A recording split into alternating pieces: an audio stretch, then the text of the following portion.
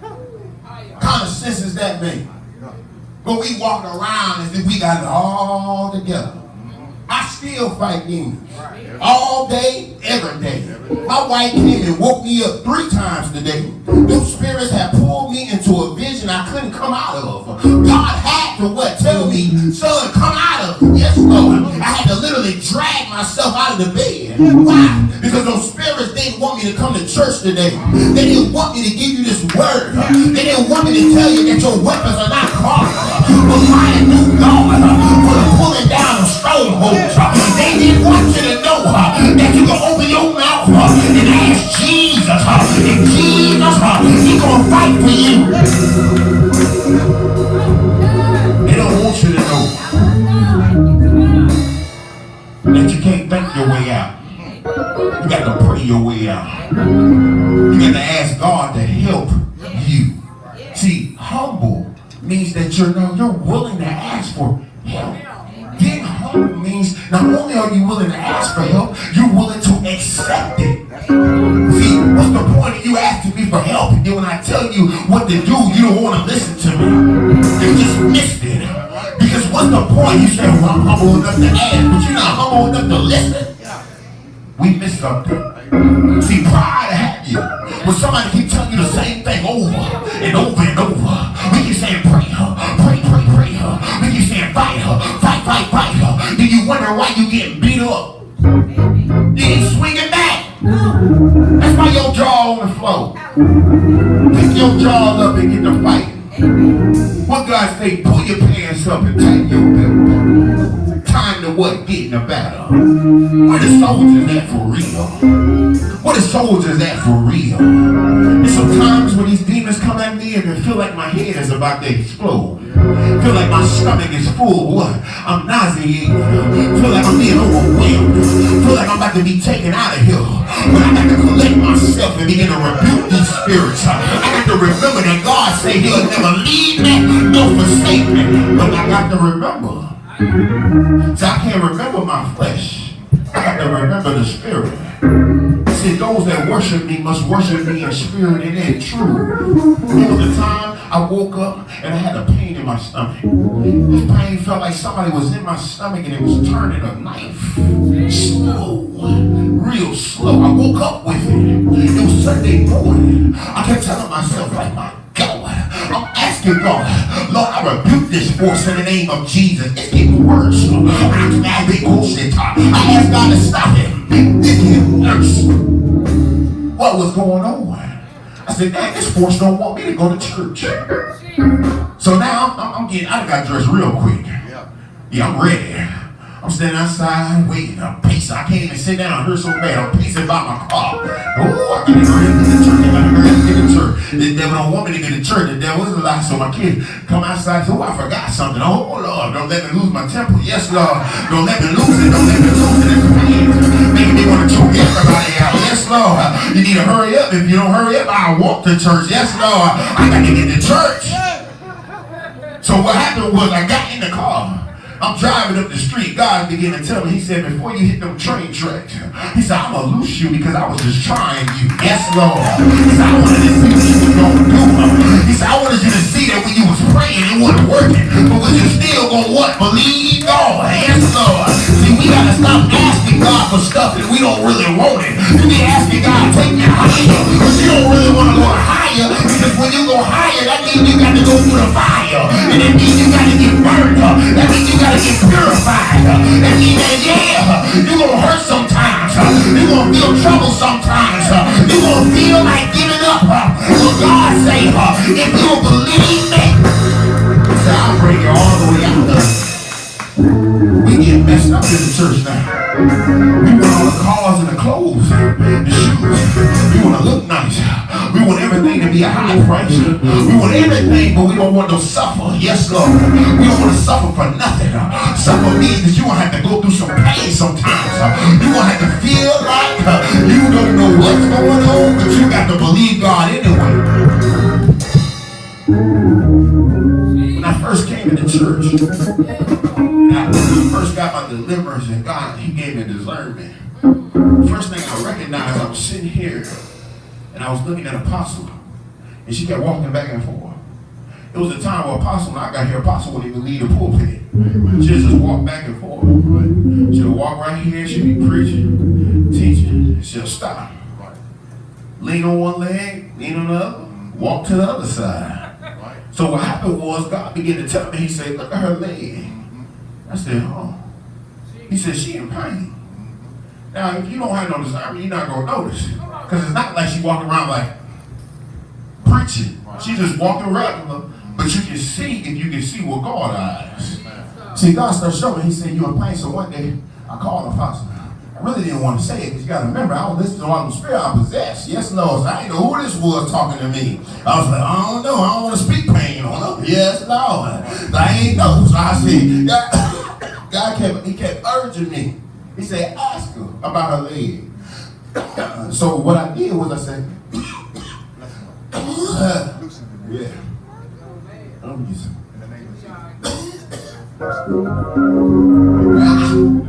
Remember the fight, pray for me.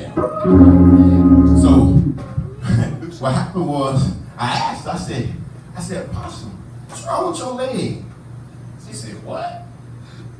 I said, God told me to ask you what's wrong with your leg. I see you in pain. Blew her mind. She said, how you? She said, whoa. That's when she started talking. She said, I thank God and send me some help. Why? Because I could see what God showed me, right?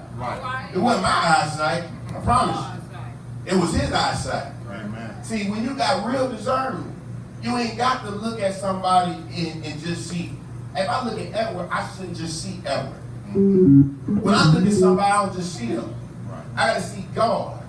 Can you give me a piece of paper? Piece of paper? Piece of paper? Piece of paper. What is that? Best words of I told you, we can hardly talk as prophets. Yes, Lord. I used to stutter when I was younger. I had a little bit, not that bad. I had enough problems. I ain't need a stuttering problem. I worked on that. Yes, Lord. I got to run the parents. Just get it right. Come on, give me a piece of paper. On that piece of paper, I need somebody to draw a square in the middle of it. Draw a square in the middle of this piece of paper. Never mind, he got it. Yeah, draw a square.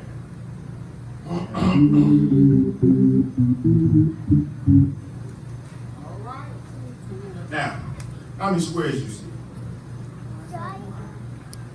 How many squares you see? See, when you look at it in your natural eyes, you see one, but when I look at it, I see two. I see a square within a square. You get what I'm saying? Right. See, when you first look at something, you only go by what you can see. Right. You can't see the other square because all you're focusing on is the one in the middle. So what happens is when God gives you discernment, you don't just see the square.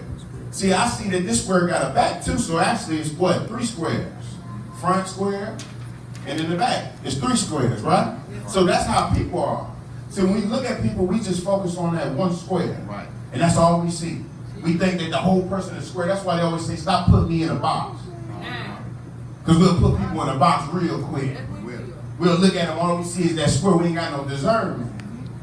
So what happened is God got to give you godly discernment. See, when I look at Edward, and I see Edward, I see his problems. I see Edward got a little fight on his job. I see Edward probably didn't get too much sleep last night. Yes, Lord. He probably slept, but he ain't sleep good. Yeah, Lord. When he woke up this morning, he woke up, what? Had to crack some stuff. And he said, I had to work that thing out. That's what I see, because as I look at him, I got to see what God showed me. Right? Is it correct? All right? Because I don't see him. I see what he's dealing with. See, a lot of times we only see the person. We can't see what they're dealing with. See, when you got godly discernment, you look past the person. Because the person really don't matter. Because why would I focus on him and he's not the problem? It's the spirits that's fighting him that's the problem. So what happened is, if I was to pray for Edward, I'm not going to pray for Edward. I'm going to pray against what's coming against Edward.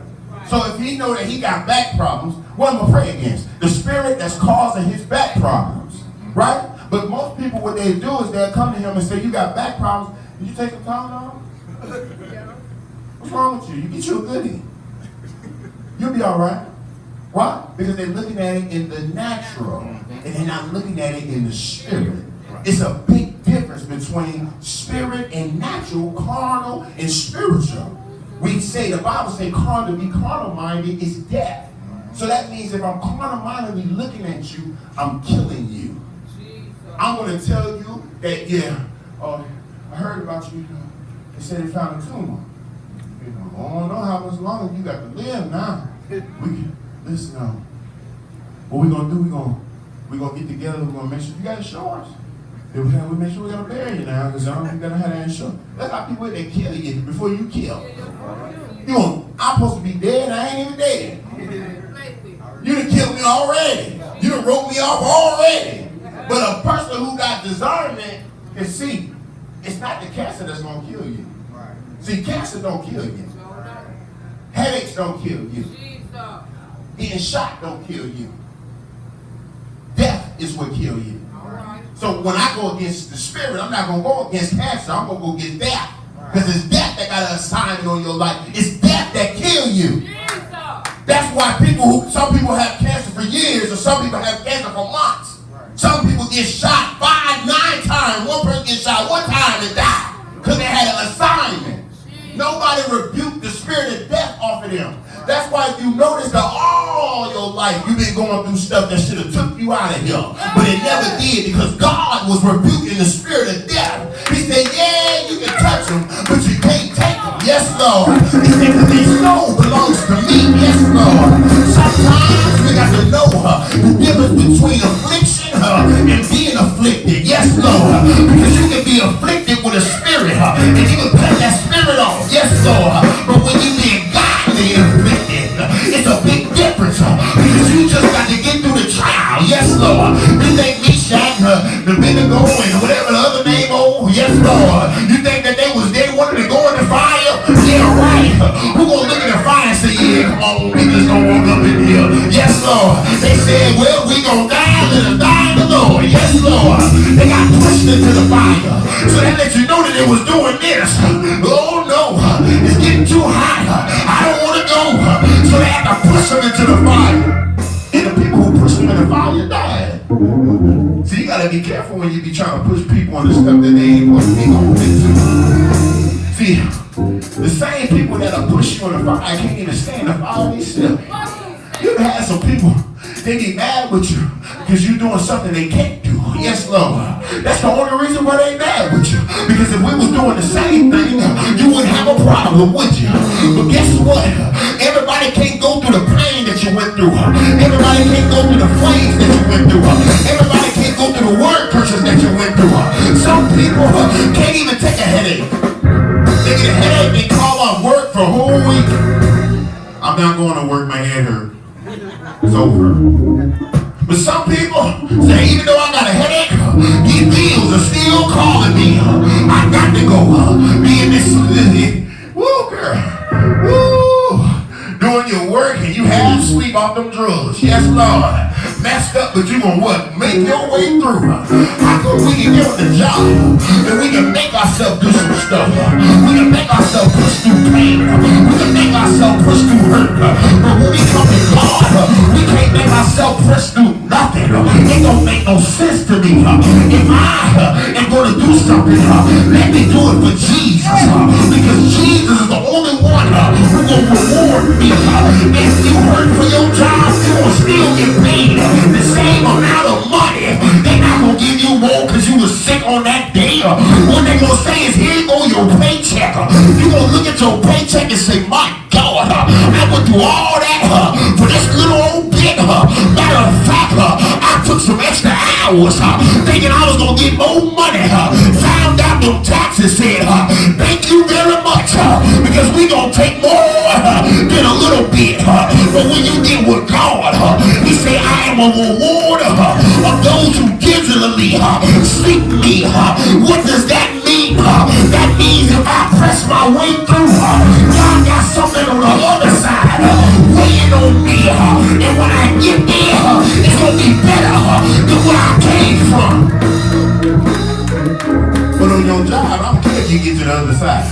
Only thing waiting on you that Friday is the same amount of money that waiting on you last week.